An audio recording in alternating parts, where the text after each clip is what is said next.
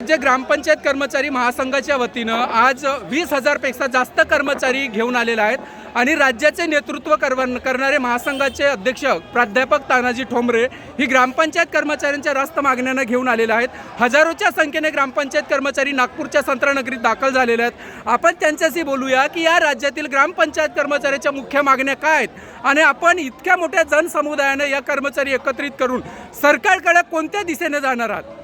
महाराष्ट्रातील ग्रामपंचायत कर्मचारी अनेक जिल्ह्यातून हजारोच्या संख्येनं आज या ठिकाणी उपस्थित आहेत आणि या विराट मोर्चाचं नेतृत्व महासंघाचे सेक्रेटरी कॉम्रेड नामदेव चव्हाण, मी स्वतः आणि माझे सर्व सहकारी आम्ही मिळून करत आहोत। आमच्या मागण्या आहेत, आमचे कार्याध्यक्ष मिलिंद गणवीर या मोर्चामध्ये नेतृत्वस्थानी आहेत। आमच्या मागण्या आहेत त्या नव्या मागण्या नाहीत। हे जे सरकार आहे जनतेकडं, कष्टकरी वर्गाकडं, शेतकऱ्याकडं, राबणाऱ्याकडं दुर्लक्ष करणारं जे सरकार आहे ते सरकार वर्षानुवर्ष कष्टकऱ्याच्या हक्काच्या न्यायाच्या मागण्या मान्य करत नाही आणि त्याच्या दुसऱ्या बाजूला ते भ्रष्टाचारी लोकांची तिजोरी भरतंय अशा लायकीचं हे सरकार आहे। आमच्या मागण्या आहेत की मुदत संपली असून सुद्धा आम्हाला किमान वेतन लागू झालेलं नाही। उत्पन्नाची अट आमच्यावर कायम स्वरूपाची राहिलेली आहे। त्याचबरोबर जे काय आणखी नोकरीला सुरक्षा जी पाहिजे त्या नव्या या कायद्यानं आता ती सुरक्षा उद्ध्वस्त होते असं वातावरण आहे। या सगळ्या मागण्याबरोबर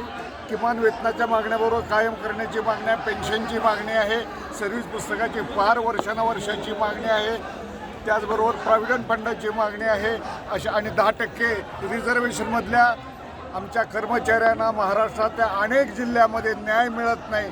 तो फक्त कायदा कागदावर राहिलेला आहे, प्रत्यक्षात त्याची अंमलबजावणी होत नाही आणि म्हणून आम्ही इथं आज आलेलो आहोत। इथं पहिल्यांदा आलो आहे असं नव्हे, या सरकारकडं आम्ही तालुका पातळी, जिल्हा पातळी आणि त्यानंतर राज्य पातळीवर आंदोलन करून या ठिकाणी आलं आहे। या खात्याचे जे मंत्री आहेत जयकुमार गोरे हे इतके असंवेदनशील आहेत, इतके ग्राम्य आहेत, इतके उद्धट आहेत, इतके उर्मट आहेत की त्यांनी त्यांच्या सातारा जिल्ह्यामध्ये आम्ही 8 दिवस हजारोच्या संख्येनं आंदोलन केलं, परंतु त्यांना आपल्या कर्मचाऱ्यांना भेटावं असं सौजन्यसुद्धा त्यांच्या ठिकाणी नाही आणि हीच त्यांची लायकी आहे। हाच त्यांचा फडणवीसाचा आणि त्यांचा संस्कार आहे आणि तो संस्कार उद्ध्वस्त करण्यासाठी या कष्टकऱ्याची लाल बावट्याची टीम इथून पुढे आणि आत्तापर्यंत लढत राहिली, शेवटपर्यंत लढत देऊ। आम्ही यांच्या नरड्यातून हात घालून आमच्या मागण्या मान्य करून घेऊ असा आमचा उद्देश निर्धार आहे।